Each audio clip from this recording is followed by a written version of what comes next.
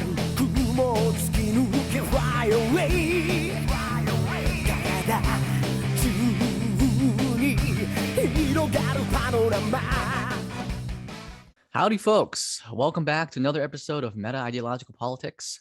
I'm your host, Ryan Nakata, and I am completely exhausted. I just got back from Washington, D.C. last night and just woke up.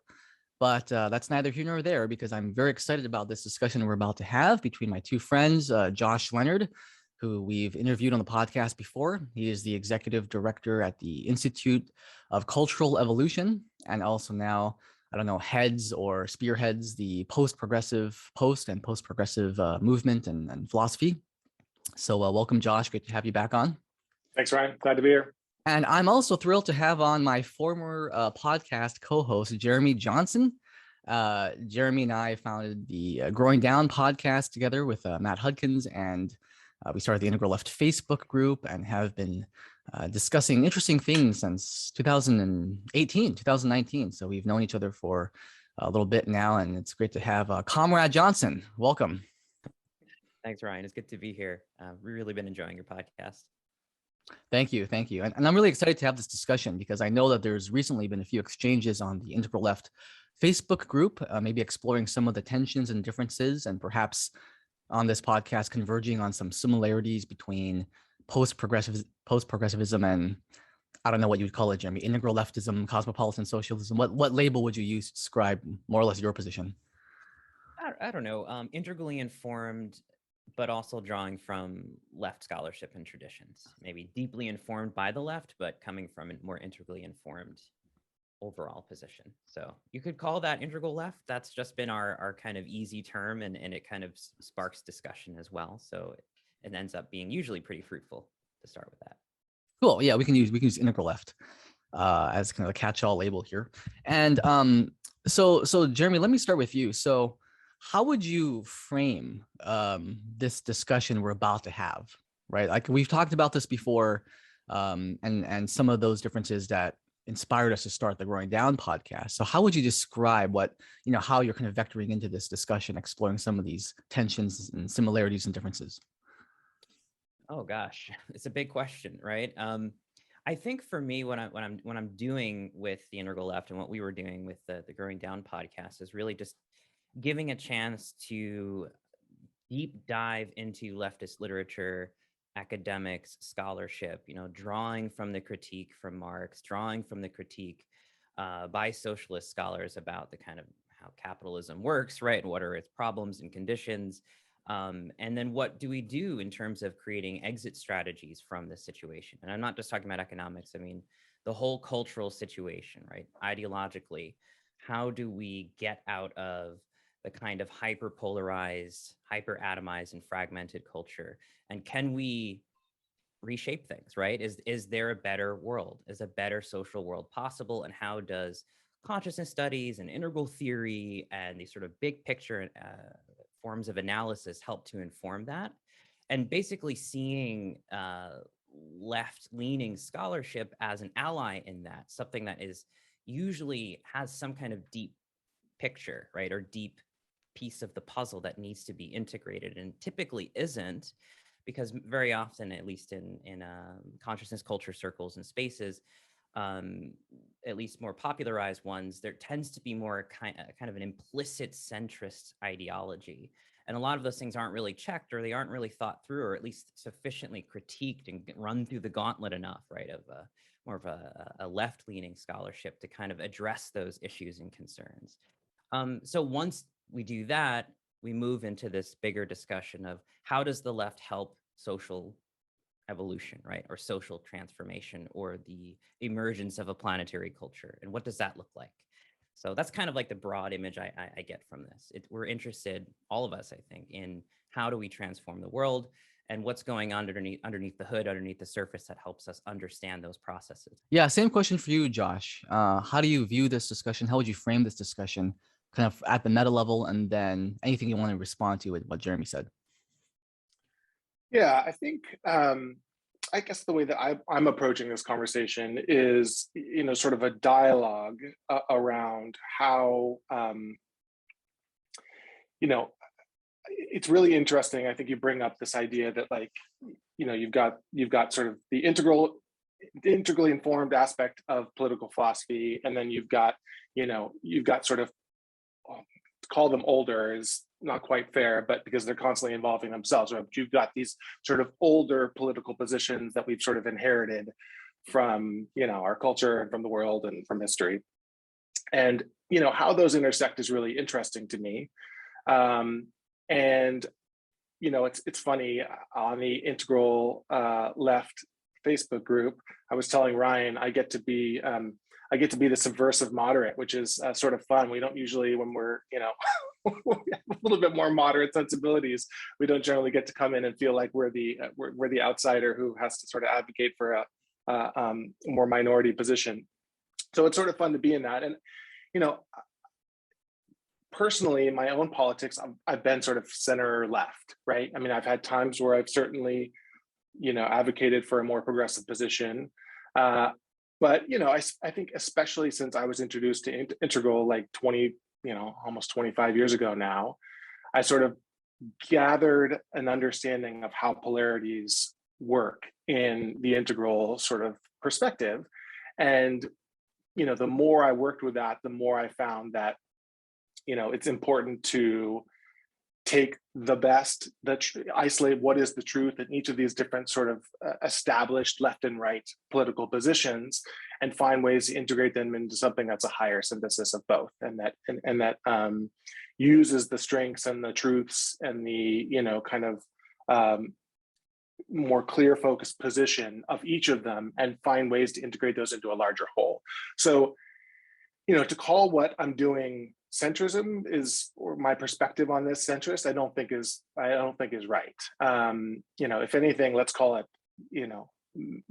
maybe metacentrism is the better way of putting it, in the sense that it is trying to integrate the polarity truths in the left and the right, but that we don't think that means that represents some static position in between these two polarities that's trying to pull them all towards the middle.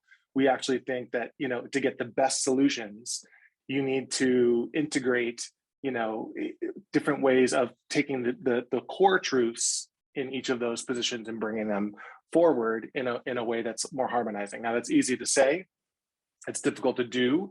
When we actually do policy pieces, for example, through the Institute for Cultural Evolution, they end up being fairly centrist policy positions, because, from a policy level, we're trying to take the best of the ideas that are out there right now and integrate them into something that can move us forward. So, I guess I think there's a healthy tension there, and there's always going to be healthy tension. If I was having a conversation with someone from the meta right, to use a better term, then, I would be playing the sort of same role that I would imagine I'm going to be playing in this conversation, which is to say, well, how are you integrating, the truth of the left? How are you integrating the principles that are sort of more communitarian, or whatever the way we might define leftism. So, I see my role, at the Institute for Cultural Evolution is to really be holding both of those sides at the same time in mind, and not to be ideologically like pinning myself to one side or the other. And so, I do think there's an open question about whether you can pin yourself to one, ideological position on the political spectrum and still be coming from that sort of truly integral sensibility. And this seems to be kind of the crux of the discussion, right? Because the accusation, I would imagine, coming from both sides, that post-progressivism or different expressions of integral-esque politics can contain an implicit kind of centrism, or even be, as I think Layman Pascal would say, kind of co-opted by a de facto centrism when you try to hold the polarities, even if what you guys, Josh, at Post-Progressive, explicitly talk about how you're not centrist and contrast yourself with conventional forms of centrism. That kind of element is still always kind of lurking in the discussion, right? Yep. Yeah, and I think we've thought a lot about how this works. And so, one of the things that we've realized is that if let's say we're trying to write something that articulates a point of view, And if you try to write something and you're including sort of both, and forgive the terms left and right. There's so many different ways we could define those. I know that it's more nuanced than I'm going to be using those terms in this conversation, but just for the sake of argument, let's hold those terms as something we can kind of work with. But if I was trying to write something and I'm trying to come from sort of both the left and the right position at the same time, it can often become really mealy-mouthed, right? Because you're trying to sort of integrate them in the same moment, in the same statement, in the same sentence or paragraph structure. And so when you do that, it ends up coming across as sort of without the force that like a more idealized form of the left and the right have. And so one of the ways that we conceive of this is like, we want to sort of create some cognitive dissonance when we're communicating these integral politics ideas, because sometimes you might find us taking what is a fairly clean position from the right as a counterbalance to something that's going on in the culture that we feel like we need to critique. And then the next moment you might find us like supporting, some really important piece that the, progressives are championing that we think, has to be championed. And then the next minute you might hear us critique something from the right that's arising in the culture. And so the sort of better metaphor than the sort of center point between two polarities is that the left and the right and polarities in general represent sort of a left leg, right leg piece. And so we get forward movement by championing one side of that polarity and letting it push back against the, essentially gain forward momentum off of the, of a critique of the other side.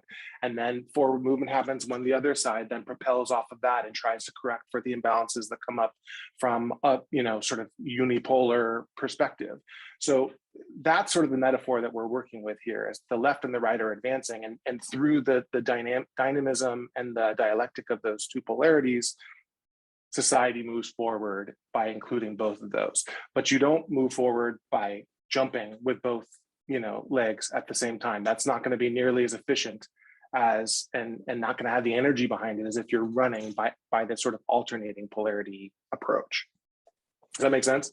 Yeah, that makes sense to me, Josh. I wouldn't disagree in theory with most of what you're describing here. I mean, this is essentially what a lot of Marxists and socialists talk about in terms of the dialectic, in terms of working with opposites and finding synthesis and kind of working out those contradictions and conflicts of economic and class struggle, et cetera. And then with that struggle, something new emerges, right? And then there's something else that happens there, that polarity, and it continues. So this is very much at the foundation of a lot of socialist and left scholarship, just in terms of like who I'm reading between like Leo Panach or David Harvey. This is something that's kind of implicit in the thinking. So I don't have any real disagreements there in terms of that abstractly. I guess for me, what I've tended to see in a lot of our circles is in theory or in abstraction or in claim, as you say, it's easy to claim, okay, there's a kind of movement here, there's a kind of polarity, we can go back and forth. But I don't see the movement to the left very often by a lot of integralists in terms of actually reading a theory. I see a lot of commentary on contemporary events, and particularly sort of general overview positions of what leftists or what progressives would say, as if you could go down to, I saw this happen during Occupy years ago. The CNN news crews would go down to Occupy Wall Street and pull a kid off the street and ask them questions about the 99%. And you could kind of get a generic version of who a leftist is by arguing or talking with those individuals. But in terms of the actual kind of substantive policy positions or integrative theories on the left, I think there is a lot of that kind of mediation between more conservative values and more progressive values. And in terms of how do we win, right? What are the strategies? How do we reach, for instance, I'll just bring this up in terms of the complexity here. I really appreciated like Jane McAlevy's work on labor unions and unionization. And so much of what she talks about, I feel like you could just pull right out of that discourse on the left and put right into a kind of spiral dynamics or integral conversation about different centers of value gravity and how to mediate those in a work environment and how to successfully create solidarity across those values.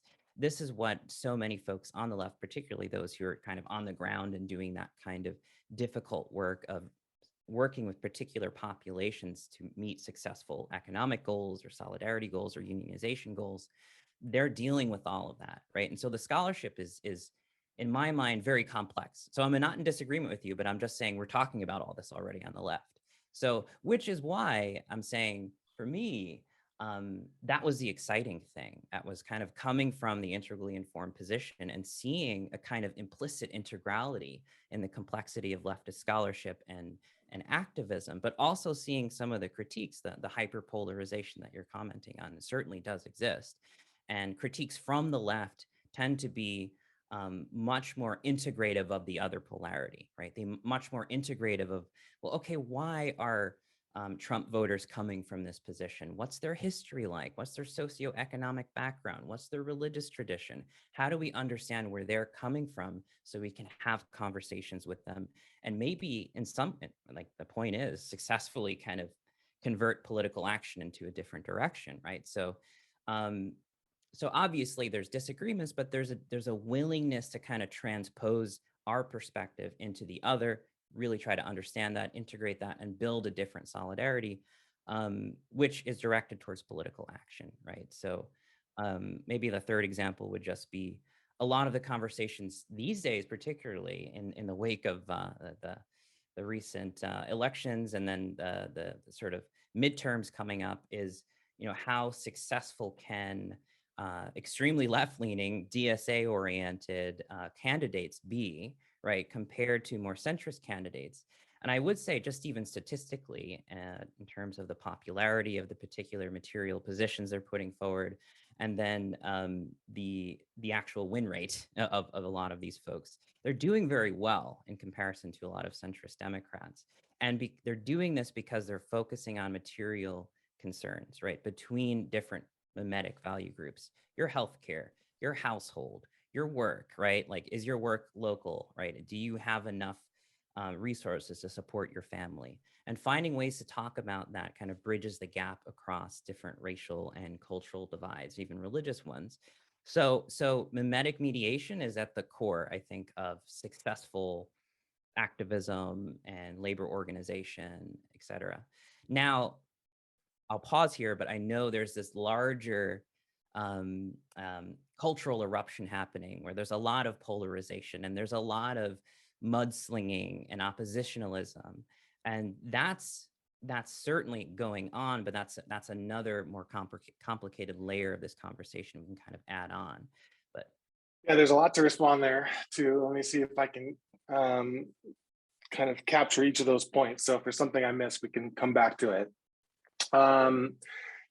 I guess what I would say is there needs to be a distinction made between potentially integral left and progressivism as it's sort of, manifesting itself in the culture right now, because, even if you end up, again, sort of deciding that I'm coming from this particular political position, but you're doing so from an integral standpoint, you have an understanding of how those polarities work. You have an understanding of how, the dynamics of polarity, fit into that. You understand that there are truths that counterbalance the ones that, that you were most animated by and you decide you champion. So even that is going to be very different potentially from the way that progressivism is expressing itself in the culture. And I think that is where our critique comes in the strongest. So there's a couple, I get asked in my, new role all the time, how it seems like you're picking on the left, seems like you're picking on progressivism. Why is that? And there's a couple, answers that we would give to that. Number one is that, the entire sort of framework of integral development is that these these new developments of worldviews or perspectives come in some ways in opposition to the previous one, right? And you can see that it's correcting for the worldviews that arose before it, and trying to deal with some of the externalities and trying to, it's like a counterpoint. And so, our framework is that, integral or post-progressive comes after the progressive or green worldview arises, and needs to be to some degree, a mitigating force against the more unhealthy or kind of fundamentalist application of that particular worldview. There's nothing wrong with progressivism. There's nothing wrong with green in the sense that it is an absolutely natural and critical stage in the development of our society that has to arise to correct for the externalities and the fundamentalism of orange or modernism. So that's part of the reason why we're concentrating on progressivism right now. I think the other piece is that there is more. You can make too much of this idea of first tier and second tier. It can be overplayed. But I do think that there is something to the concept that stages after postmodern progressivism are essentially include the best and the truths of all the previous sort of stages, that there's something really important to that, and that what is happening culturally right now is that progressivism is so sort of a strange word to use in relation to something on the left, but it's so reactive in the sense that it is not just like trying to transcend modernism, but it's trying to destroy modernism.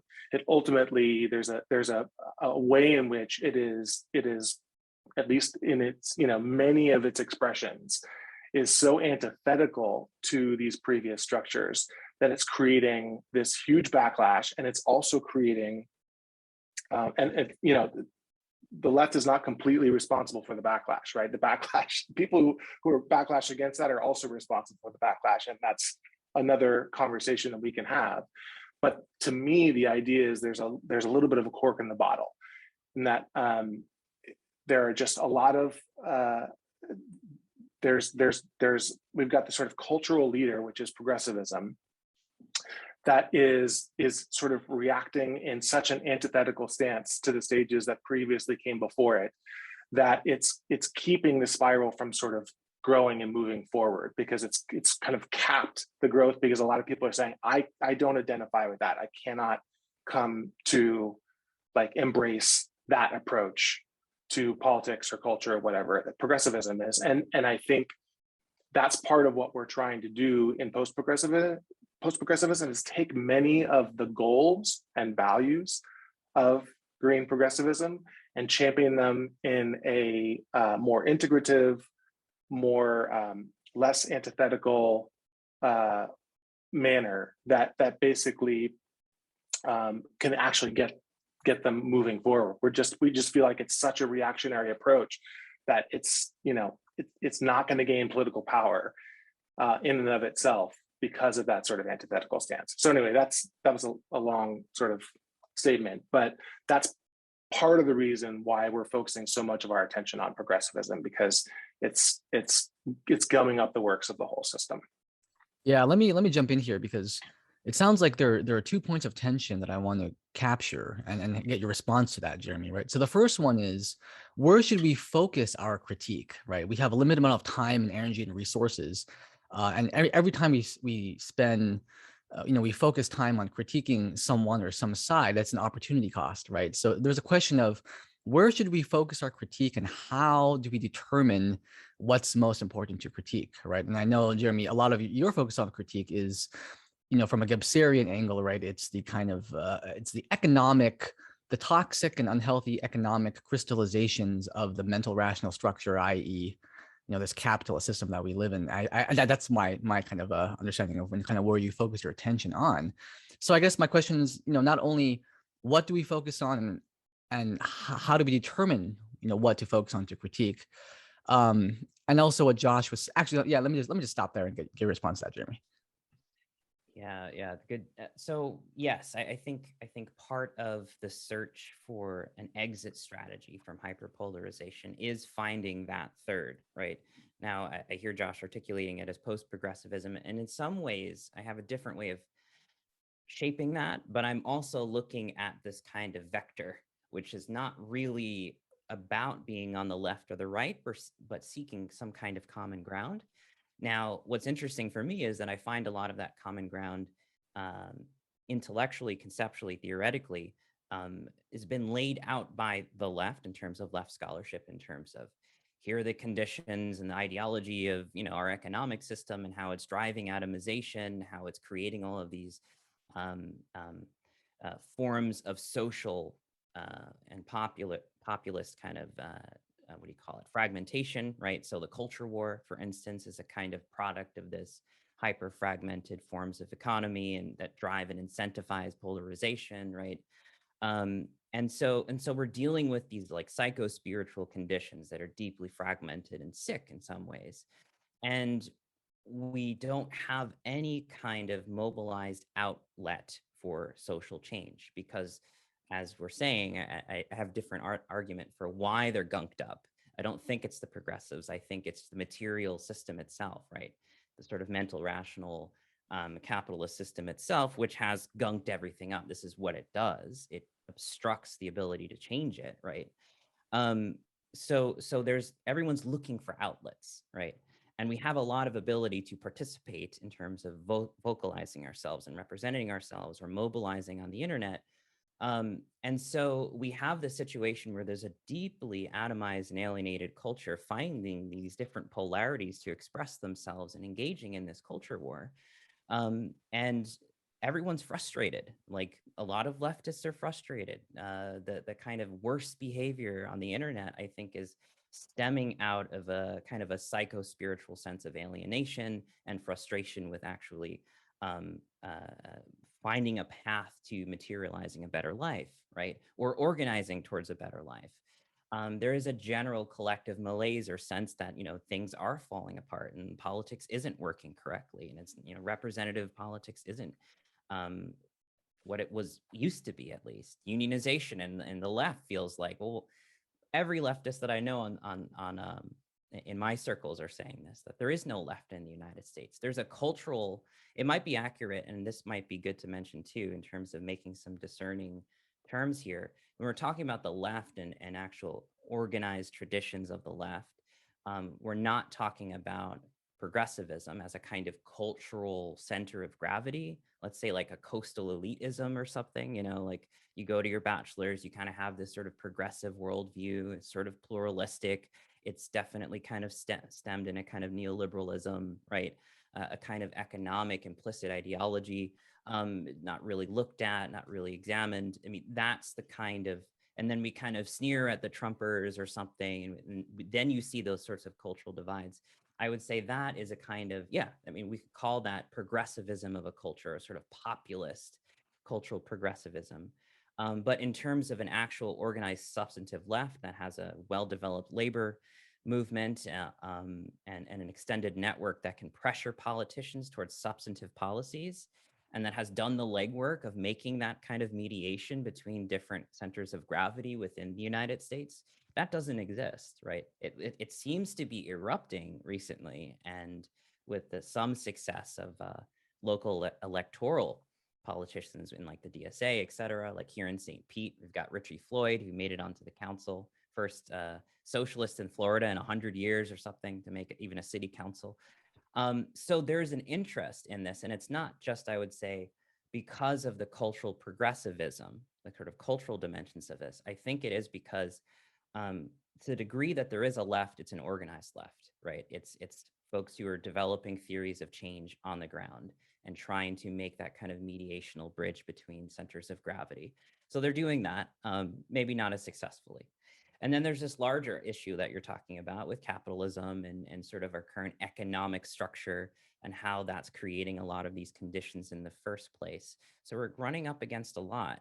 I don't know if this is a direct answer to your question, but that's sort of like a discernment of terminology here, progressivism as a sort of cultural, coastal, educated center of gravity, and making a discernment between that and actual, left organizing, labor organization, class solidarity, internationalism, et cetera. Those are a little different, and sometimes even opposed, just in terms of you can have the kind of cultural elitism and the signifying of progressivism, like big banks taking a knee or something, but not really wanting or knowing how to do any kind of substantive policy changes, right? And then you have the class struggle, right? And I think what we've seen in the past 30 or 40 years is a kind of collapse of the left as we've known it, that's been associated more with class struggle, and definitely had racial and post-colonial struggles in there as well. We look at Martin Luther King, he was bringing that together very powerfully. We've seen a kind of differentiation, right? The collapse of organized labor and an organized left in the United States over the past 40 years, and the rise of this sort of cultural expression of the left as progressivism, as gender equality, right? Gender equity and gender differences and racial differences, et cetera. So I think a lot of the social movement has been kind of redirected in that space, and with a lot of gains.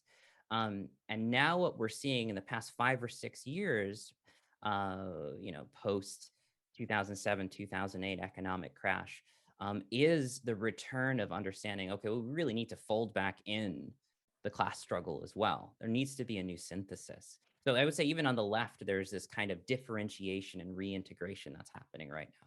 And they're still figuring that out. Yeah, I guess I would say I don't see quite, obviously I'm not in it from that standpoint. So I'm not going to see it to the level of granularity that you're going to see it, Jeremy. But I think, I think the way that we conceive of these different worldview structures is that there's the larger sort of progressive worldview structure, which is a multi-generational kind of value system that has differentiated itself and is it's the larger sort of kind of demographic piece of it, and that within that there's different sort of factions and subsets of different value systems that arise within it. And I think you might be describing a particular channel from within progressivism. And I've heard a lot of folks in the sort of integral world who lean left, for example, be really sort of understand that, they kind of differentiate themselves from the kind of cultural progressivism. And I don't think that's fair. I think, that's like, if I was this, extreme sort of,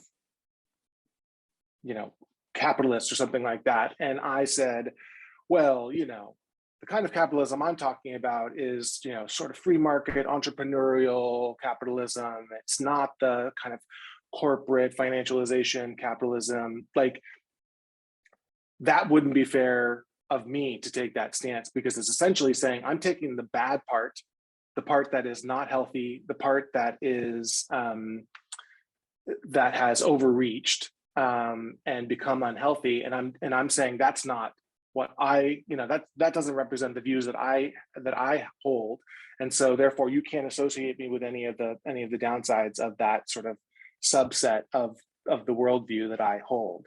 And I think that the piece that we have to recognize here is that the unhealthy aspects, the pathological aspects, the everything looks like a nail to the hammer that I've learned how to create aspect of each of these worldviews is a it's not necessarily a necessary downside of them, but it tends to over time pathologize, at least a subset of it pathologizes, and it is in my sort of integral view, it's the responsibility of that larger worldview, the healthier aspects of that worldview, to own up to and push back against and sort of like critique from within that unhealthy aspect of the worldview. So I don't think it's fair to just say that's a subset that doesn't really believe what we believe, and they don't speak for me, because I don't think that that is the way that we make our culture healthier. So, you know, we're reacting to the larger cultural identity that is progressivism and its overreach and its externalities and its, like, you know, hypercritical stance of the rest of the culture. And so sure, I'm sure there's healthy versions of progressivism, healthy versions of the left that are within that. Those folks need to stand up and check some of these, you know, more illiberal, more reactive wings within their own kind of worldview is my take on that. Totally agree. That's what they do, and all I'm arguing for is that we see it more complexly. I mean, that's Right. that's the point, is to see the complexity of what we're calling progressivism as something that has many more dynamic things, and the actually understanding the significance of the populism, the cultural populism of the left, the progressivism, as understanding that through the mechanics of the most efficient and maybe most integrated version of itself. Like, we want to bring that out, right? You want to bring out the more complex version, which has an analysis coming from the left, right? A critique of the cultural progressive left coming from the left might give us the most substantive challenge for those problems and also solutions. So that's that's where I'm coming from. Yeah. Yep.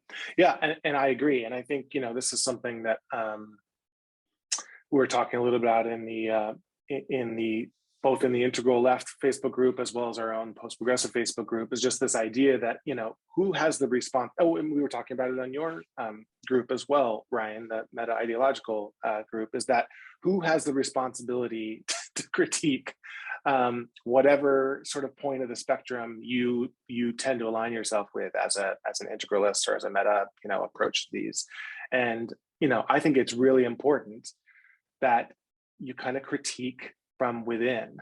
It's the most challenging thing to do because you get labeled as a heretic, or you get sort of projected upon by the larger kind of ideological container.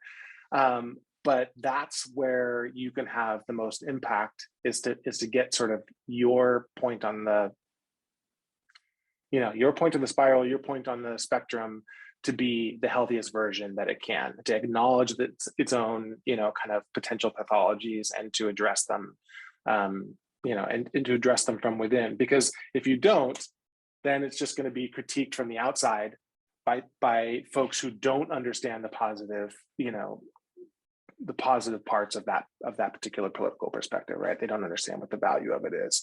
Now, part of what we're trying to do is to get these larger sort of, you know, kind of ideological worldviews to see the upsides of the others and to critique their own downsides. But that is, you know, that's a harder move to make than for someone within that ideology to critique its own downsides.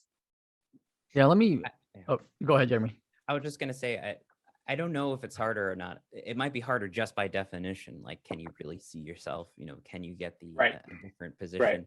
But I would just bring up that is this, at least in the circles I've been speaking with, and it's one of the reasons why I've been engaged in the left is to kind of draw that out more. Particularly, I'm thinking of, let's say, Harvey J.K.'s work. He's a historian and he focuses a lot on FDR. And his big argument is that we really need to take history back. We can't just say America is this big, evil, colonial, imperialist world power, but actually celebrate the accomplishments of its pluralism, its workers, its history in the 20th century. Let's say the FDR presidency, and that's his big focus, is FDR. So he's really looking at, and I don't know if he would label it this way, but looking at that kind of memetic mediation, really trying to cater to an understanding that, hey, we need to embrace history and tradition the way conservatives do. There is a tradition and a history here, not just a tradition and a history of socialists or Marxists in the United States, but more in this broader sense, right, of workers, people in the United States struggling to recreate the country during a period of difficult challenges and economic challenges and war, et cetera. So he's looking at that. How do we retake history? And a lot of other folks on the left are also talking about this with respect to religion as well. That if we don't integrate these things that are, in a broader sense, human values, faith, traditions, histories, religious beliefs, then we disown it and then give it to, we feed it into the polarization and say, well, the right will take care of that, right? We're secular leftists. We don't want anything to do with organized religion. So that polarity is fed into, and we do that. So I'm most interested in scholars and thinkers and organizers on the left that are attempting to actually integrate those things that have been disowned, like history and tradition and things that we typically associate with more conservative or with the right. Because I think those end up being very effective when they're thought out well enough and executed well enough. They're very effective memetic mediators. So yeah, I don't know. I'm just saying, like, that does exist. That the conversation is actually the most interesting one I've been having. That's a really positive move, and I think the only sort of spin I would put on it is sometimes I find it to be a little, and I'm not accusing you of this, Jeremy, but like, if it's framed in the standpoint of it's effective, it's framed in the standpoint of this is how we win, is we sort of learn to integrate these. It seems less sincere to me than just literally learning to integrate those truths because they're truths, because it makes you a more expansive sort of human being who understands and can sort of metabolize the entire sort of history and spectrum of values that have come before you in their highest, most ideal forms. So for example, I guess I'm saying I can see it being used as like, oh, we're going to adopt this sort of language that's going to sort of appeal to people who are more center or more right leaning in order to have political victories. Like, that can sometimes, to me, ring hollow, because you're not doing it as a sort of marketing exercise.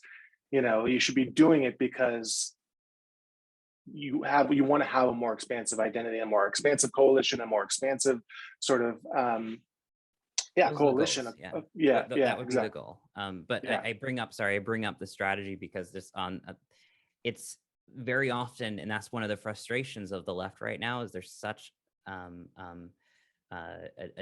defocusing on strategy.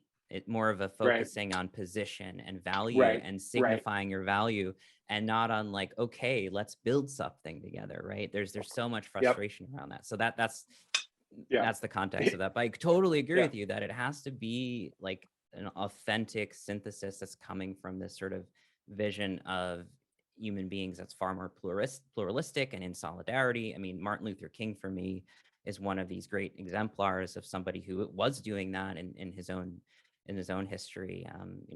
At the end of his life, he was headed towards, when he was assassinated, he was headed towards I think a union strike or a unionization effort. So bringing those worlds together in this greater universal spirit or pluralistic spirit is very important. I would say Cornel West is another example for me in his sort of synthesis of these religious and Christian values, and then also these profoundly democratic and left-leaning articulations. So I think that's important.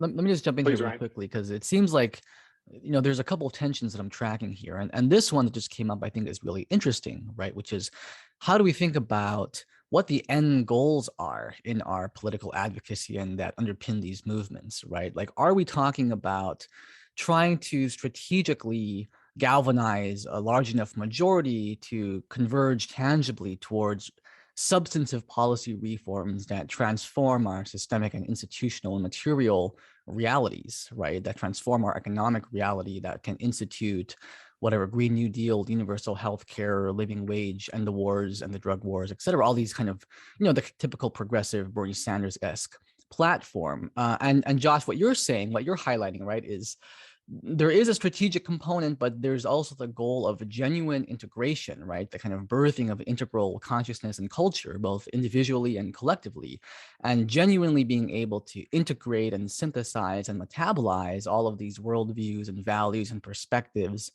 and to integrate into this kind of diaphanous integral wholeness, to put a Gibbserian spin on it, right? That also should be kind of the primary goal, so it doesn't seem like an insincere Machiavellian attempt to simply win a majority of voters to push your agenda, right? So how do we balance, this tension of there's a developmental component when engaging with, integral ideas or post-progressive philosophies, right? There's a self-expansion, self-growth component which can lead to a healthier culture at large and overcome the hyperpolarization division that we've trapped ourselves in. But at the same time, there's a tension of, but I think we all agree here, even if we have different policies that we support, that there needs to be an element of tangible material transformation backed up by effective and sound policies that can help make the world a better place for everyone, right? So to either one of you, like, how do you think about kind of balancing that tension and what goals, we should be prioritizing? Does that make sense? I would say, you're saying, just so I'm clear, like there's the individual kind of integral experiment, right? Is that what you're saying, where you're embodying these different values within yourself and learning to sort of expand your own self concept, and then there's the sort of political action sort of part of it? Is that what you're differentiating? Did I misunderstand? Yeah. There's this aspect. There's the process that's important, right? The process of imbibing, right? Of attempting to cultivate a post-progressive or genuinely integral self. But also, like, I know that you guys at Post-Progressive talk about strategy, right? This all kind of feeds into, you guys are advocating for specific policies that you think would A, make the world a better place, and B, can attract a diverse range of worldviews and values polarities too, right? So there is a strategic component there and a practical component there too. Yeah, I don't think they're necessarily divorced in the way that we would talk about it in the Post-Progressive Project or Post-Progressive Post, because our policy pieces, these sort of mini policy pieces that we're doing, are they're designed behind this idea of sort of stakeholder integration. So if you think of these different worldviews as stakeholders in our democracy, and what we're trying to do is create policy pieces that provide some sort of win and enactment of the values for each of these different three major worldviews. And so we've put forward these mini policy pieces. The whole idea is that we're stuck, right? We clearly are at a time, and this is the place where I'm sure all of us, wherever we come from, kind of on the political spectrum, can agree. We're at a place where we have to make some changes fairly quickly if we're going to be able to stave off some impending disasters, right? And there's sociological disasters, and there's environmental disasters, and there's all kinds of, there's technological disasters that and I'm not, I think we can go a little bit far too into the kind of crisis porn stuff too. So I think we have to be careful to recognize that, like, human beings adapt. We often find ways to make our way around some of these challenges, but in particular, the climate crisis is bearing down on us pretty quickly. And so the idea that we can just continue to sort of factionalize and fight each other from within for another couple decades is untenable. And so we're trying to get, what are the ways in which we can move forward now? What are the ways in which we can enact, just using the existing kind of values and political perspectives of these different stakeholders, that we can get some forward movement that in and of itself would likely depolarize some of our cultural sort of infighting, because right now that polarization is working in such a way that it's keeping us stuck and keeping us from moving forward in certain ways. So sure, would I like to see, like, ultimately, I think we're focusing at the post-progressive post on more of the include side than we are the transcend side. And I think if we could get to a point where we had a healthier dynamic between, you know, if the culture war had sort of toned down a little bit, if people were starting to sort of see that, you know, my political opponent is not my enemy, and to understand the values that they're trying to enact, and we can move forward, then we could start to move to some more innovative sort of evolutions of society and economics, and, you know, how we relate with the world and all of that stuff. But right now, we just feel like we've got to break the gridlock, and to do that, it means strategically focusing more on the include side, which is why our policy pieces are really, you know, they're not these pie in the sky policy pieces that are, you know, we have no idea whether or not they're going to work, and they're more innovative and they're more speculative. These are practical political solutions that we think speak to the political values of these three different stakeholders in the worldviews. Ryan, could you repeat the question? Is this about like what to focus on presently in terms of Kind of how you think about harmonizing or balancing the practical strategic component, right, to converge towards practical, tangible policy transformations with the more spiritual, consciousness oriented, shall we call it developmental, you know, birthing of the integral structure side of things, right? Where if you only frame it in terms of strategy, it can come across as a little bit like insincere, like you're not integrating different perspectives genuinely as an expression of integrality. You're doing it to win, right? You're doing it to push your agenda and signal that you get other people's worldview so that you can get them to vote for what you believe. You see what I'm saying? So how do you kind of, but the strategic component I think is always there, right? For us, the consciousness component, that's very important, the spiritual component, right? And I know, Jeremy, you've played a big role in mediating between people who are from a traditional, you know, Marxist kind of material worldview and integrating consciousness studies, integrating, you know, integral theory and so forth. And there's an implicit tension there. So I'm wondering, how do you personally work with that? And how do you think the left should integrate that as we're trying to cultivate this integral left? Yeah, so I think a lot of this actually is similar in a sort of intra-left conversation in terms of inclusiveness and basically creating these conversations in a more pluralistic context, because I think a lot of the secularity of the left tends to be drawn from its particular historical traditions, and, you know, let's say secular Marxism and the kind of movements that have occurred there, but really sort of extending that into other traditions on the left that have, you know, folded in various religious traditions, such as liberation theology in Latin America. We brought that up before. So having those dialogues, I think, is extremely important right now, and just understanding that building solidarity and building a kind of confederation of individuals, organizations, movements that are attempting to do things locally, but also have a wider global scope of human solidarity. That there's room for spirituality in there, even if folks who are more on the secular side of things are not necessarily going to completely go all the way in terms of kind of religious or spiritual imagination. It's still there, right? So I'm interested in seeing that begin to happen more, because I think there's a lot of integration that needs to occur there. Really, these mediational points between history, tradition, religion, and finding ways to integrate that on and kind of create a healthier left, which I think ultimately, even if we take that framework of like dialectical movement, will help things begin to move again, right? A healthier left will certainly be one that actually doesn't feed as much into the cultural polarization, but is actually kind of upping the game in a way and going like, okay, yeah, we are integrating spirituality, right? We are integrating, I don't know, world-centric values and aspiration of human solidarity across the planet. This has been deconstructed, right? There's a lot of tensions about that on the left about like, should we embrace modernist values, right? Or should we throw it all out, right? Should we topple it like we topple the statues, right? It's a kind of iconoclasm. So those are the tensions I'm interested in finding mediations for on the left in terms of the intra remediation of the left. But I think the larger question is, obviously it has to be extremely complex, and our approach has to be very fluid, understanding that the long-term goals is the social transformation of society, the more integration of these spiritual values with the material.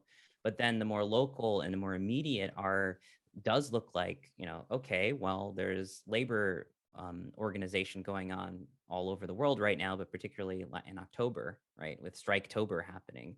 So there's sort of like a hyper-local situatedness of our historical context, what's going on in the present, who's on the ballot box, right? What kind of cultural movements are happening right now? How do we mediate those, holding the complexity of this longer transformational arc, right? And being able to move back and forth between not just the local global context, but also the immediate and then also long-term transformative context of understanding the depth and critique of, let's say, capitalism, and understanding that we want to get to a post-capitalist world, but there's a lot of steps to get there, right? There's a bridge to be built there.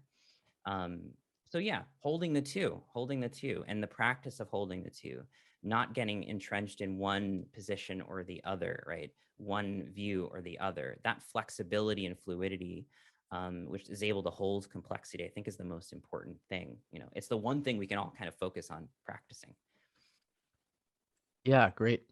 So there's another thing I want to bring up, and Josh, a little bit ago, you had mentioned that Jeremy, given his deep involvement in leftist circles and leftist communities, might have a more granular, more specific understanding of leftist ideas and all the diverse, rich ecology of leftist ideologies and movements that all fit under the label, under the umbrella term of left, right? So one question I have is, what is really the most effective and most, just the best level of abstraction or level of generality that we should operate with or operate on, when we're thinking about these kind of integral movements, right? I mean, so I guess to phrase this practically, let me start with you, Josh, because part of post-progressivism, right, is about integrating and harnessing the key insights and key values of all these different worldviews, all of these different ideologies. And so I guess my question is, how do you personally, or you can either phrase this, you can either say like, how do you personally do this, or how should we engage with leftist content, right? How do you engage with all of the diverse thinkers on there, whether they're more of an identitarian, intersectionally focused leftist critiques, right, more focusing on cultural issues and identity issues, or whether it's more like Marxist or structural economic critiques of capitalism and so forth, right? How do you go about engaging with all this diverse and very rich literature? And the second question is, how do you know that you've adequately steel-manned those insights or adequately grokked those perspectives and have a high resolution understanding of them, so that you can then extract and integrate these key insights and ideas that emanate from leftist literature and discourse? Yeah, so I think there is a level of granularity that is not useful to try and sort of like integrate. I think the way that I would approach that, the way that I would say we're trying to do that is, to actually zoom out far enough to get the overall shape of what this particular worldview or value system looks like, in part because that's the level at which most, let's just take, the US, that's the level at which most people in the US are abstracting these different ideologies. They're not, they're not like, maybe you, Ryan, on economics, where you're always diving in, you dove in deep on these different economic models and systems and how they work and how they function. And you've done some scholarship around that. And Jeremy, you've certainly done a ton of scholarship on a lot of different topics, but, sort of leftist side, leftist politics and economics, you've done a deep dive on that. That's great. We need people who can do that. And I would say, to me, the value of that level of granularity is, again, from within those different like spheres and conversations, that you should be able to articulate that and show how it integrates in and show where those tensions are from within that larger worldview. But I don't think it's useful or even really possible for myself as an integralist who's trying to be post-progressive to have that level of granularity within each of these different sort of value systems or worldviews or spheres of knowledge or whatever it is. I think the I think the vast majority of the polarization that we're seeing is happening at a level that you can sort of zoom out a little bit and abstract and say, okay, I get it. I see how these cohere. Like we've got these 4 different, value systems that we've articulated on the post-progressive post. And, you can see the kind of upsides and positive values and goals of each of these 4, and you can see the downsides, potential negatives, potential pathologies of each of them. It's fairly easy to grok at that level, and you can always go in further, but I don't think it's necessary to go in deeper in order to actually try to integrate them and in terms of policy or whatever, or to try and get some mediation and get some positive sort of movement and people to recognize the shape of these value systems in other people and to see that and to try to be more inclusive of those different perspectives. So, one of the things that we often say is that political positions can't always be integrated, but political values can be. And so that's the level at which we're trying to do this. We're not trying to say that these, 10 different forms of sort of leftist ideology and these 10 different forms of right ideology can all be integrated together in some perfect policy piece that matches each of the different points. That's not possible. But it is possible to zoom out, understand the larger values that are driving these points of view, and to try and integrate them in a way that allows some positive movement, that allows people to feel like they're in this larger collaborative that's working for positive change going forward. Does that make sense? Let me just make sure. Let me just make sure I'm understanding you. So part of the reason why you think that the zooming out and seeing these more generalized polarities at play here in the culture wars is helpful. One, you said because for the average person, right? That's kind of the spirit, that's kind of the general attitude that we want to cultivate, because not everyone is a nerd like me, right? Who wants to let's go through all of the, I have a lot of time, I'm going to read through all these books. I got, Das Kapital on one hand and Ludwig von Mises on the other hand. Yeah, the average person's not going to do that. Okay, right? They're not a weirdo like myself. But I'm curious though, do you think there, from a strategic perspective too, right? You said values or interests can always be integrated, can always be acknowledged. But when it comes to specific positions, this is a mediation idea of interests, underlying interests and values versus service positions. Positions can't always, they tend to be mutually exclusive, especially when instantiated concretely in a policy. Yep. But do you think there's a personal value, a personal developmental, consciousness expanding, perspective expanding value of engaging with that granularity to play with more specific ideas? Like regardless of its practicality, do you think there's still a positive aspect of doing that for you personally? Yes, absolutely. And I was going to say, when you were describing sort of your nerddom in these particular areas, that there's huge personal value in doing that, and to wrestling with these concepts and trying to figure out how they intersect or what do they represent, and how would you move forward on these in a practical way by trying to integrate them in a more complex way. Absolutely, there's huge personal value in doing that. And I have to say that so I kind of took a long break from Integral before I got this current job. I was just I had absorbed a lot of it for many years when I was a younger person, and then decided it was time to kind of put it in play, put it into my life, and focused on my career, focused on my family, focused on my local friends, and then kind of only recently have started to really say, I want to dive back into this world and I want to get more involved. I think this is the solution to politics that we need. So when I, got this job and I was kind of catching up with all the different factions of the integral world, and, catching up on the IDW and catching up on the right, and where all these sort of micro perspectives have gone in the time that I wasn't paying attention.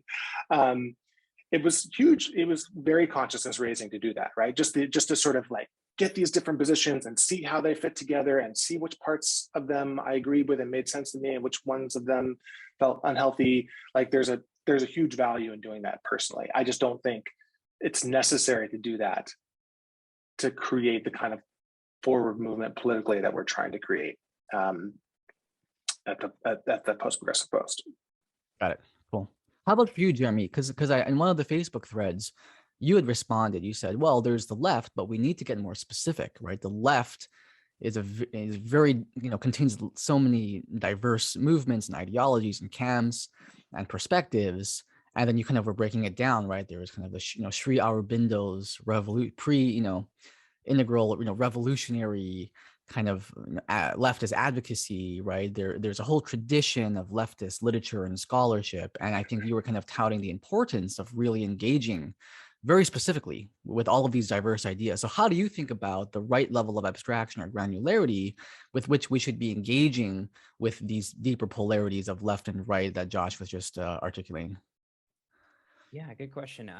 For me, it's not so much a framing of granularity or specificity, but depth, immersion. I think getting to the spirit of the constellation of different traditions. Like, you may not need to label them all or having to read every particular book and subset of leftist traditions, but just kind of rolling around, just steeping yourself in it for a while and getting a kind of spirit, a fluency, a sense of the whole. So you can bring that depth to that more big picture analysis, because I think if we don't do that, we end up missing the core of those particular traditions or constellations of traditions. We're not able to synthesize because, and this is just, again, the way I've reacted or bumped up against more centrist positions in the integral world is like, I don't really feel like this overview is really touching on where I'm coming from or touching on rolling around in this for a while. And so it brings into question, well, how well does that kind of top-down perspective really work if you're not really rolling around in it? And where are we rolling around in terms of, like, you have to start thinking about your own kind of political ideology and leanings and where that constellation of meaning and historicity comes from, right? So I think that's more of what it's about, kind of jumping in the deep end and maybe not staying for very long, but being able to do that, to come in and out again, is that flexibility and steeping roots, tradition, in some ways, seeing the left not as something that's kind of emergent or only at the surface or only focused on the novel or the future, but something that has a history, and has certain sensibilities, right? Really internalizing them, like going into the population, learning the language to some degree, or the gestures. And so when you come away from that, then you get a better sense of what that's all about. And you might be in a better position to actually critique and provide synthesis for, right? And I think this scales in terms of, or it's fractal in the sense of, we're talking about this particular field or history, but we could talk about anything, really. You could talk about, well, how do you reach this particular community that wants to unionize in this particular town in the middle of the United States? You have to really go there and develop a relationship with it, right? And get to know all of the different positions and map out the particular network of community leaders and where everyone's kind of coming from, to be able to kind of go, okay, well, here's how we actually, like, work with this. Here's where these folks are coming from. So I think it's that kind of applicability, depth and steeping and immersion. Beautiful. So my question to you, kind of as the equivalent of what I asked Josh, is, so this steeping, this rolling around, right? This grokking, this imbibing that happens from really engaging both with the literature and with the theory, and with people, individuals, and communities who are working, in terms of union organizing, in terms of grassroots activist movement, and so forth. I'm wondering how you think of that, applying it to right movements or conservative movements, right? What is your process like, if you have one, of steeping yourself and imbibing yourself in traditional conservative ideas, right, in these heritage values, right, in these socially conservative ideas that we may very literally completely disagree with? And how do you also think about the more libertarian angle, right? The critiques of socialism, the critiques of Marxism, of which there are many, right? The critiques of the dangers of top-down government intervention, overly constraining complex economic systems for which markets might be able to, as a decentralized mechanism, better distribute resources, right? Like, how do you engage with these critiques, and how do you apply that idea of rolling around and imbibing and grokking when it comes to perspectives that you may completely disagree with practically? That's like, it's like yoga, right? It's stretching. And what I try to do, and I obviously do not do it enough. I feel like I can always be better at it, but it's taking those positions, it's reading their works, it's kind of steeping myself in their language and framing and media narratives, And I kind of tend not to do that as much anymore in terms of the top surface level popular media narratives, and I try to go more into, okay, who's actually writing the theory, who what's fun on the left, and this ends up not being always so great, but there's a lot of debates, always debates. Folks on the right, conservative economists, right, capitalists, libertarians, everyone likes to debate each other in these circles. But what's fun about that is you really kind of get a whole constellation of like arguments and positions, et cetera, that they end up being rabbit holes into the other side. So I really like watching those kinds of exchanges, and they're usually outlets for me to kind of jump in and start reading, I don't know, a more conservative framework or alignment. I used to do this a lot more. But the thing is, like, I think the fun thing is having that anchor, right? Like, okay, my anchor is in this sort of depthful tradition, this steeping and immersion of the left. But I can really have fun and go in here for a while and stretch myself like a rubber band and then snap back. And I think that movement actually creates insight and actually creates room for that integration. So it just as a practice is what I aspire to do. Again, I could do it probably a lot more than I tend to as of late. But that actually I think is that capacity for empathy and perspective taking, and it's obviously deeply vital if you're going to actually be an effective person on the left, and so on. But yeah. Yeah, so one more follow up with that, Jeremy, because people who know me know that I'm kind of an extremist. It's kind of a idiosyncratic hobby of mine to infiltrate the most radical, bizarre, flat Earth, QAnon, conspiratorial, goofy, kind of communities, and really start talking to them and kind of like seeing what makes them tick. And right, it's kind of I don't expect everyone to do that, but it's just something I enjoy doing and thinking about. And I do think it's important in a time where there's so much cultural balkanization, everyone's ensconced in their own little echo chamber and bubble. So to shatter that bubble and to radically imbibe differing perspective, I think is very helpful. Yoga, it's a spiritual exercise. And so in your time of doing that, Jeremy, right, specifically at the object level, I'm curious what insights, what perspectives, what values you've taken away from the right that you think are important, that should be preserved and valorized in a healthy form, and that an integral left should try or make a better effort to try to unfold consciously. Yeah, I think I spoke to this a little bit earlier, but certainly the left could be far more comfortable working with American history and tradition, and really not just, again, redefining that in terms of more left-leaning histories, which is one way to do it, and I don't think that's a bad way either, but really kind of celebrating the accomplishments in a more general, broad-reaching sense, right? Like, what were the accomplishments in, let's say, in the 20th century with all of these moves to create the weekend, right? We have a work week. These are struggles of working class Americans to do these things, right? So I think really celebrating our history and seeing it as the beginning of a far more democratic world, right? Because I think a lot of the issues on the left come from really attacking our history, really saying how horrible it was. And that all of that is true. But I think part of the way of having a broader reach and a deeper sense of solidarity with national history and mobilization to actually make these changes is kind of getting the spirit of it. Like, it's aspirational, it's prefigurative, right? Democracy wasn't for everyone in our history, but it could be, right? And it was a beginning.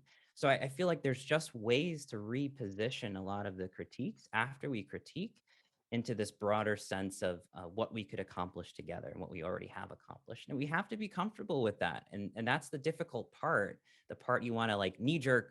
No, there's this imperial history. There's this, indigenous genocide. All of those things are realities, like we should read an indigenous people's history of the United States by Dunbar Ortiz, et cetera. Like, yeah, but there needs to be more of a celebration of possibility and social experimentation and an aspiration toward democratic freedom that clearly has been also a part of our history.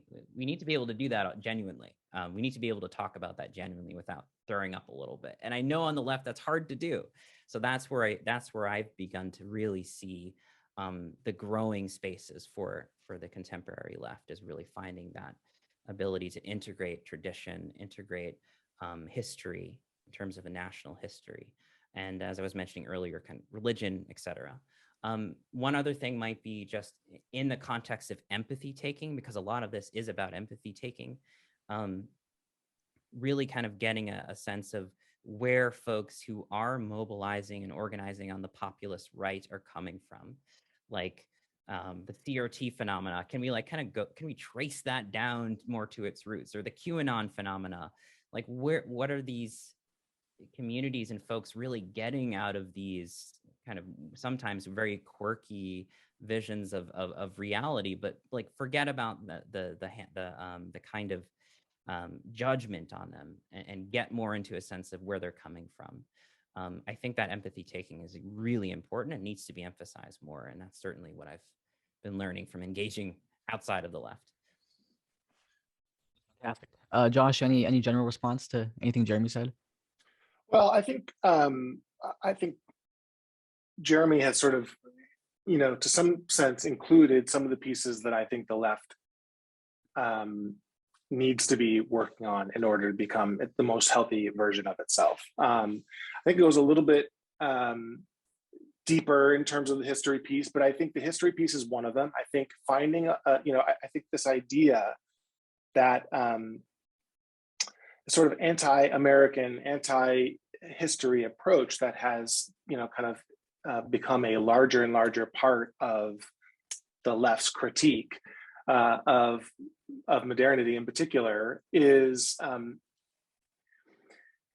it's probably the part that needs to be most worked on and most integrated, because it is vastly out of step with the way that most people think of themselves in any country. I think that there's a natural patriotism, there's a healthy patriotism that is going to be a part of any kind of moving forward as a healthy society, is this idea that we're in this together, we're part of this narrative, this historical narrative together, that we are progressing as a country, with a history and a present and a future that we're working towards. And so I thoroughly encourage, anyone who from the left is working to integrate sort of a historical narrative that they can get behind and also resonates with the larger sort of more patriotic, center and right in the country. And I also think the religion piece or the spirituality piece is another important one that needs to be integrated. I mean, Steve has made the argument, and I think it's Steve McIntosh has made the argument, I think it's a really strong one, that, part of, essentially that a big part of sort of Christian America hired Donald Trump to be their cultural bodyguard because they felt the sort of judgment and estrangement from this kind of growing secular left that their sort of religious views were backwards and misplaced. And I'm not saying that, Jeremy, you've ever expressed that or anything like that, but I think there's a, that was the feeling in part that drove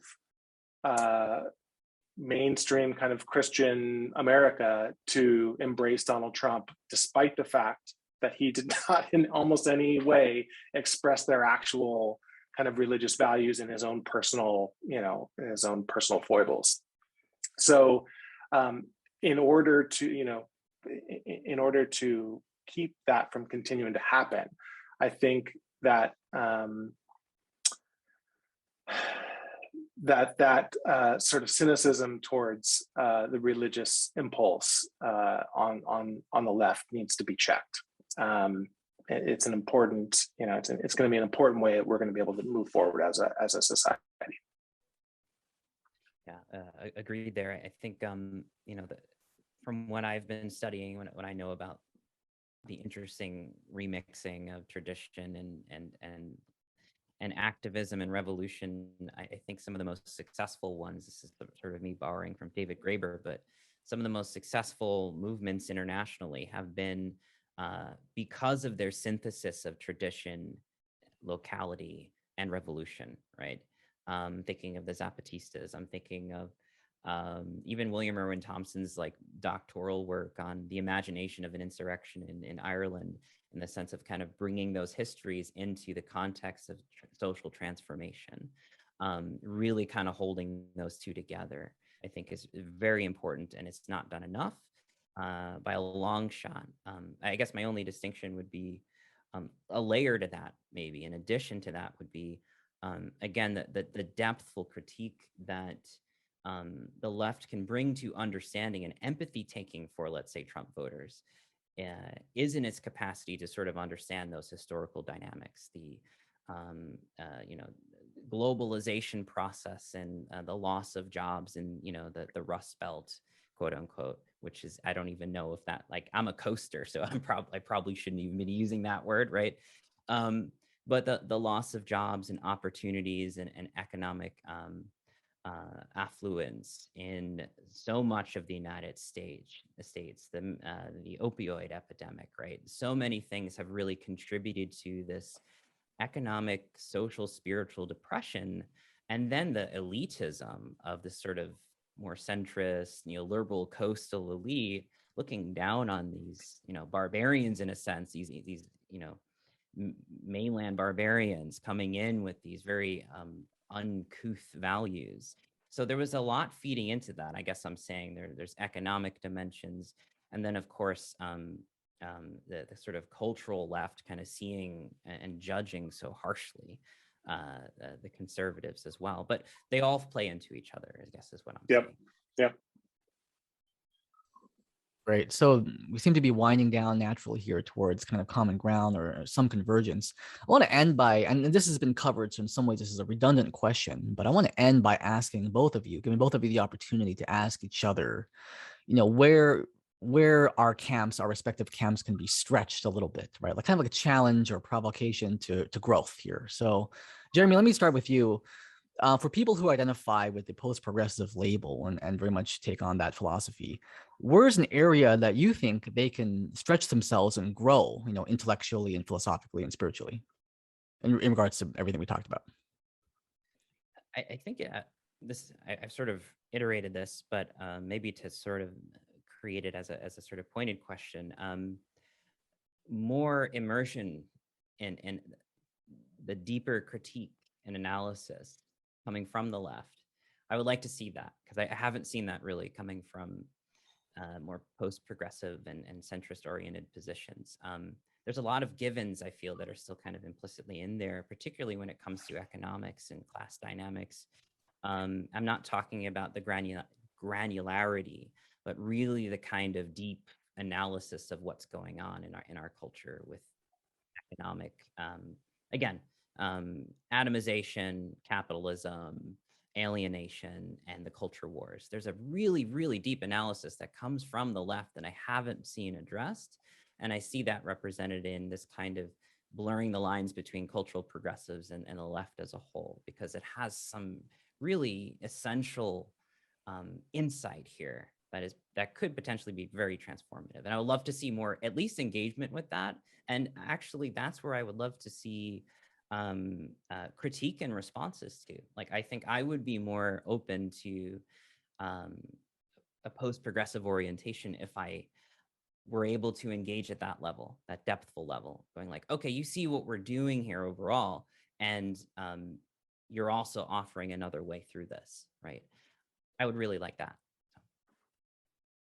Awesome. How about for you, Josh? What would be your challenge, right? Your growthful push for the integral left, for people who are more or less of that bent? Yeah, and I hope I'm not caricaturizing when I suggest this. So this may not apply to you specifically, Jeremy, but I guess what I would say is if you're going to be both integral and leftist, I would challenge you to be very careful about adopting old, essentially unsuccessfully proven political ideologies and raising those up as a sort of a utopian ideal, and instead I would challenge you to sort of emphasize the include in transcend and include, and to find ways that we can build on the best of what's come before, build on the best of market economies, build the best of traditionalism, and to, I challenge the sort of the revolutionary approach of sort of break what's come before in order to rebuild something new. That is, to me, that is antithetical to the sort of integral sensibilities that we need to be able to correct and evolve and sure, reconfigure going forward, but how do we actually not become anti-modern, not become anti-traditionalism as we move forward? How do we bring the truths of those economic sort of realities, the truths of those worldview perspectives into a future that is, of course, in many ways liberalizing and becoming more pluralistic and becoming more more liberal in that sense, but that we don't reject the best of what has come before, but we build on top of it and integrate it. Right. And then, Jeremy, if you want to say anything quickly in response to that, go ahead. Great. I mean, yes, I agree. Revolution isn't always it shouldn't be the ready position. And that is something that leftists, we have that conversation all the time. And I agree with folks who critique it, that the left, the revolution isn't around the corner. It's not going to solve everything. That's the aspiration, right?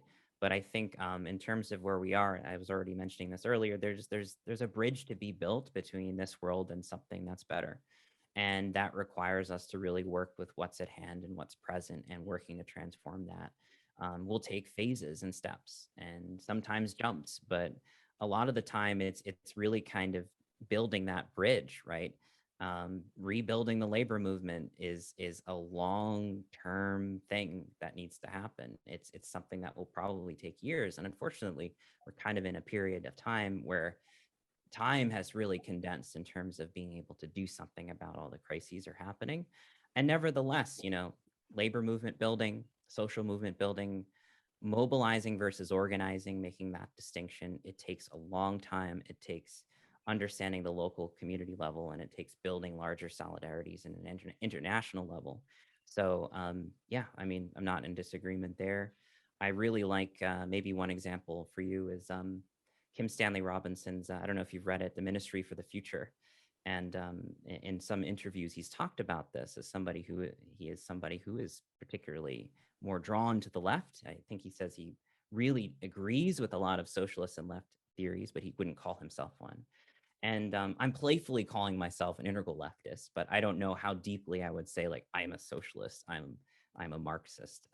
I found a lot of insight from socialism and Marxism. At any rate, that's the secondary point. His main understanding of this is that this is a transitional thing, right? Like, what's the strategy? What are the steps? Can we move from a kind of return to Keynesianism to social democracy to democratic socialism to whatever post-capitalist system could emerge? And that is something that we can hardly imagine presently. So I think some of the most immediate things to do for me anyway, like if I had a kind of think tank or something, it would be to help support these movements for the democratization of work and worker cooperatives and new structures of work and relationships to confederations of worker cooperatives. How do we build a much more democratized sense of our economy where people can participate and those nuances can be brought in? And how do we popularize that? I think it's already on its way, but in terms of ways to depolarize our world, I think it's in those directions: democratizing work, exploring these alternatives, these exit strategies like peer-to-peer and the commons practices, recommoning, et cetera. I think those all become very important, and nothing really left about them in a sense, right? There's something, literally a commoning, a common ground. How do we build that together? How do we work together? I think those should be the emphases. The left should be in some ways making itself obsolete in that sense, right? We're speaking to a larger vision that everyone has to live in. So what does that look like? Yeah, I want to just respond to what you had initially said as sort of your challenge to post-progressivism, and say that I think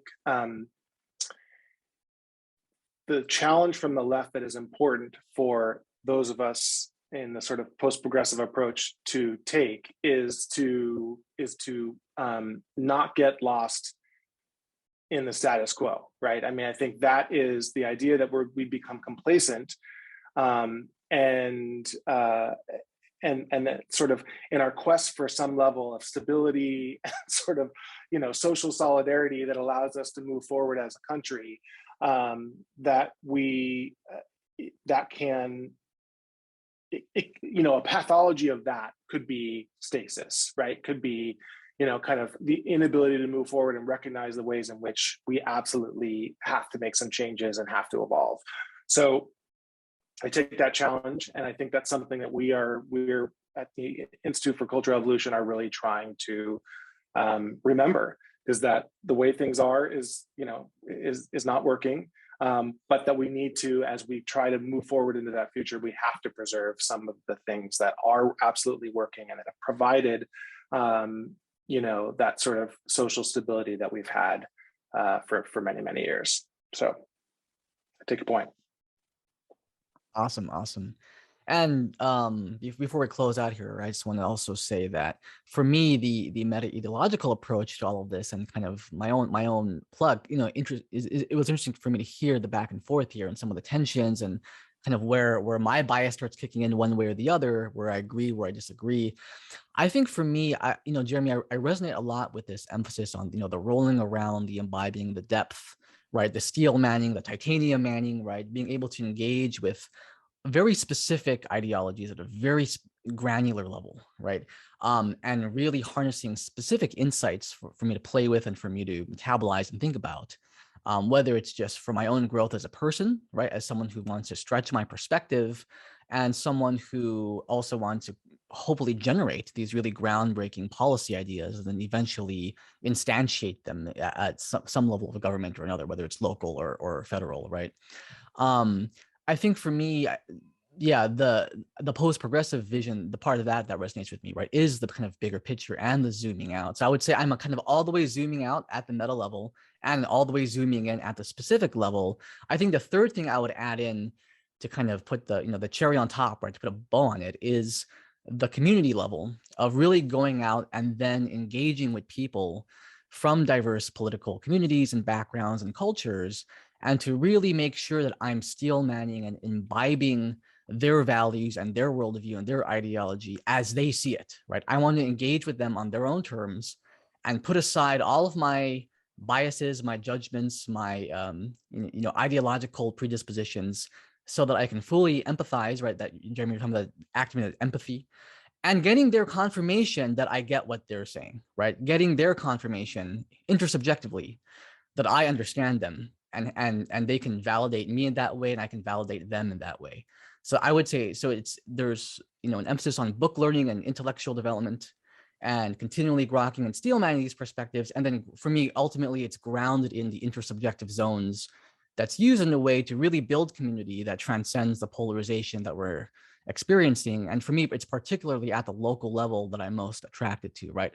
How do I engage with my local Black Lives Matter anti-racist groups that I work with and consult with? How do I work with my local, you know, conservative religious groups, my more libertarian-leaning business community, so that all the stakeholders in my community can not only feel like they're being heard, but their interests are advocated for in a way that produces positive ripple effects and positive externalities for everyone in the community. So that's kind of my vision. So I want to say thank you to both of you. I thought you were both fantastic dialogue partners, and really appreciate you all, you both coming on, and thank you everyone for watching. And I also want to say, anyone else, if you want to call someone out or have a full-on debate or a gentle dialogue or exploration of difference from a different community, I am more than happy to try to be the mediator, a moderator, a facilitator of that. So let me know. And yeah, thank you both of you. I really like both of you guys a lot, and hope to continue cultivating our friendship and continually steel manning both the integral left approach and the post-progressive approach. So thank you guys. Likewise, it was a pleasure. I really enjoyed it, guys. Thank you for the opportunity, Ryan. Thanks, Ryan. Thanks, Josh. 何が起きても気分はへのへの風